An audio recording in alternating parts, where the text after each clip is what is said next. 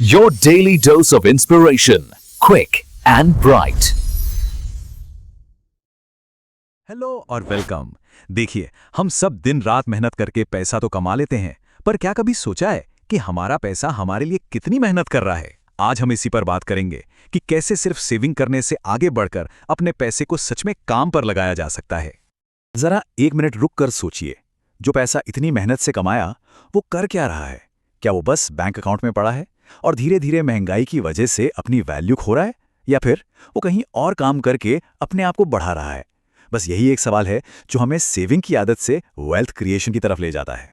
और यहीं पर एंट्री होती है म्यूचुअल फंड्स की।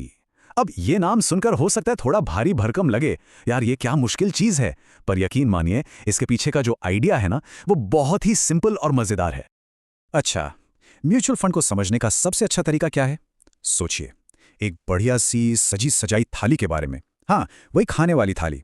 सुनने में शायद थोड़ा अजीब लगे, पर ये थाली वाला एग्जाम्पल है ना, ये म्यूचुअल फंड के पूरे कॉन्सेप्ट को एकदम मक्खन की तरह साफ कर देगा। तो सवाल ये है कि ये थाली जैसा काम कैसे करता है? ऐसे समझिए, थाली में अलग अलग कटोरियों में सब्जियां, दाल, रायता होता है ना?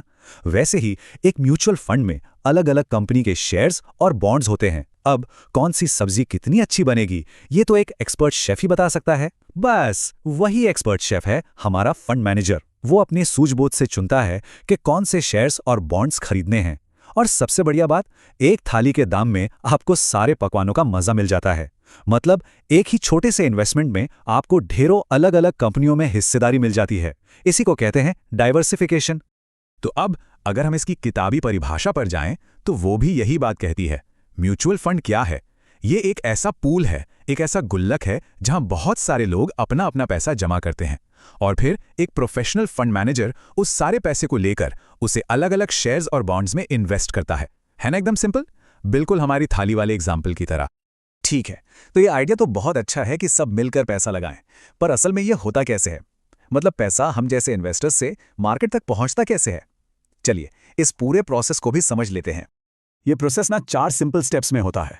स्टेप 1, हम जैसे कई सारे इन्वेस्टर्स अपना पैसा एक कॉमन पूल में डालते हैं। स्टेप 2, अब एक प्रोफेशनल फंड मैनेजर इस जमा हुए पैसे को लेता है। स्टेप 3, वो मैनेजर इस पैसे को अलग अलग जगहों पर जैसे शेयर्स, बॉन्ड्स वगैरह में इन्वेस्ट कर देता है। इससे क्या होता है? रिस्क फैल जाता है। और स्टेप 4, इन इन्वेस्टमेंट्स पर जो भी फायदा या नुकसान होता है वो सभी इन्वेस्टर्स में उनके लगाए हुए पैसे के हिसाब से बांट दिया जाता है। सिंपल। पर एक मिनट, जैसे हर थाली एक जैसी नहीं होती ना, कोई नॉर्थ इंडियन होती है, कोई साउथ इंडियन, किसी में तीखा ज्यादा, किसी में मीठा। बिल्कुल वैसे ही सारे म्यूचुअल फंड्स भी एक जैसे नहीं होते।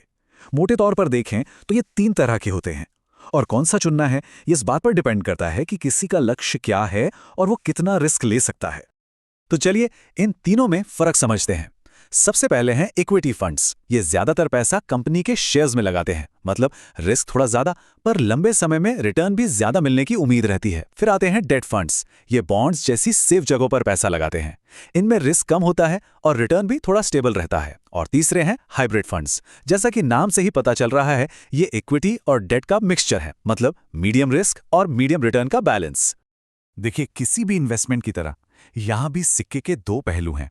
म्यूचुअल फंड्स के फायदे तो हैं, पर यह भी जानना बहुत जरूरी है कि इसमें रिस्क क्या क्या है। एक बैलेंस्ड व्यू रखना बहुत जरूरी है। तो डील कुछ ऐसी है। फायदों की बात करें तो आपका पैसा एक्सपर्ट्स मैनेज कर रहे हैं, आपको तुरंत डाइवर्सिफिकेशन मिल जाता है और छोटे छोटे अमाउंट से भी शुरुआत की जा सकती है। लेकिन सिक्के का दूसरा पहलू भी है। ये मार्केट रिस्क के अधीन है, मतलब बाजार ऊपर नीचे हुआ तो आपके इन्वेस्टमेंट पर भी असर पड़ेगा। कोई गारंटीड रिटर्न नहीं होता। और हाँ, इस प्रोफेशनल मैनेजमेंट के लिए थोड़ी फीस और खर्चे भी लगते हैं। तो इन सारी बातों को समझने के बाद सबसे बड़ा टेकअवे क्या है? हमें क्या सोचना चाहिए? म्यूचुअल फंड का असली मतलब क्या निकल कर आता है? देखिए, सबसे जरूरी बात यह है कि म्यूचुअल फंड सिर्फ पैसे बचाने का तरीका नहीं है, बल्कि ये पैसे को बढ़ाने का एक जबरदस्त जरिया है। ये एक तरह से पैसिव सेविंग से एक्टिव वेल्थ क्रिएशन की तरफ एक बहुत बड़ा कदम है। एक ऐसा कदम जो बड़े बड़े फाइनेंशियल गोल्स को पूरा करने में मदद कर सकता है। तो आखिर में बस एक सवाल बचता है, और ये सवाल हम सबको खुद से पूछना चाहिए।